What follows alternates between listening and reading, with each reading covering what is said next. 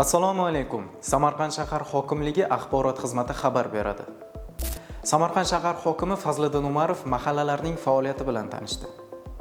Hokim mahalla binolarining holati hamda mahalla yettiligi faoliyati bilan tanishdi.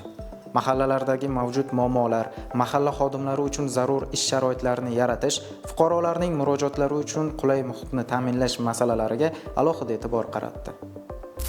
Shuningdek, shaharni obod va yanada jozibador qilish yo'lidagi ishlar davom etmoqda. Samarqand shahar hokimi Fazliddin Umarov boshchiligida shahar hududidan o'tuvchi Obi-Mashhad kanali atrofini obodonlashtirish, ushbu hududlarda aholi uchun zamonaviy xizmat ko'rsatish nuqtalarini tashkil etish va ularni rivojlantirish masalalari bo'yicha joylarda o'rganish ishlari olib borildi. Unda hududlarni kompleks rivojlantirish, kanal atrofini dam olish va sayr qilish uchun qulay maskanga aylantirish, qolaversa, bu orqali yangi ish o'rinlarini ham yaratish masalalariga alohida e'tibor qaratildi.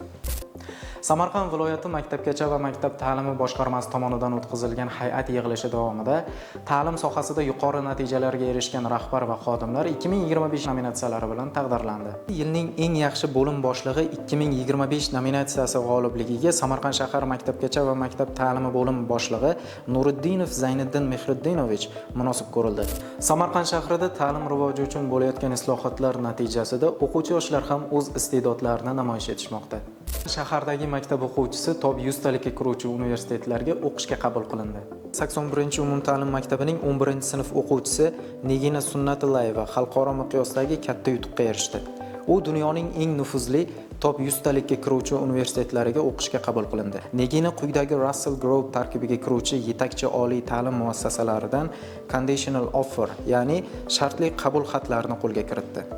Qabul xatlariga ko'ra, u Foundation Year dasturi orqali ijtimoiy fanlar, biznes va gumanitar yo'nalishlarda tahsil olib, keyinchalik Sociology, Criminology, Politics kabi bakalavriat dasturlarida o'qish imkoniyatiga ega bo'ladi.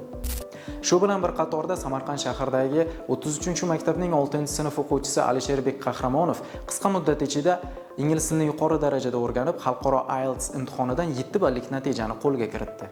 Alisherbek Qahramonov Samarqand shahridagi 33-maktabning 6-sinfida o'qiydi.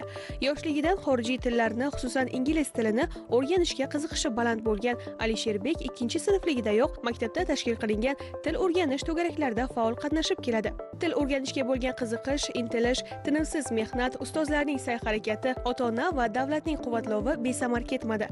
Alisherbek Qahramonov qisqa vaqt ichida ingliz tilini yuqori darajada o'rganib, 12 yoshida xalqaro IELTS imtihonidan 7 ballik natijani qo'lga kiritdi. Samarqand shahridagi kanal hududlari tartibga keltirilmoqda. Samarqand shahar hokimligi obodonlashtirish boshqarmasi boshlig'ining birinchi o'rinbosari Feruz Aliyev Fidoylar mahallasidan o'tgan shahar kanalida olib borilayotgan obodonlashtirish ishlarini joyida ko'zdan kechirdi va hududni tozalash, tartibga keltirish va atrof muhitni go'zal ko'rinishda saqlash bo'yicha mas'ullarga aniq vazifalar belgilab, ishlarning sifatli tashkil etilishini ta'minlashga alohida e'tibor qaratdi. Samarqand shahar hokimligida navbatdagi o'quv soati bo'lib o'tdi. O'quv soatida zamonaviy boshqaruvda sun'iy intellekt texnologiyalarining o'rni va ahamiyati, shuningdek buyuk shoir va mutafakkir G'azal mulkin sultoni Mir Alisher Navoiy tavalludining 585 yilligiga bag'ishlangan ma'ruzalar tinglandi. Soatda sun'iy intellekt imkoniyatlaridan davlat boshqaruvi, axborot siyosati hamda kundalik ish faoliyatida samarali foydalanish masalalariga alohida e'tibor qaratildi. Shu bilan birga Mir Alisher Navoiyning boy adabiy merosi, uning ma'naviy ma'rifiy ahamiyati va bugungi kunda yosh avlod tarbiyasida tutgan o'rni haqida fikr almashildi.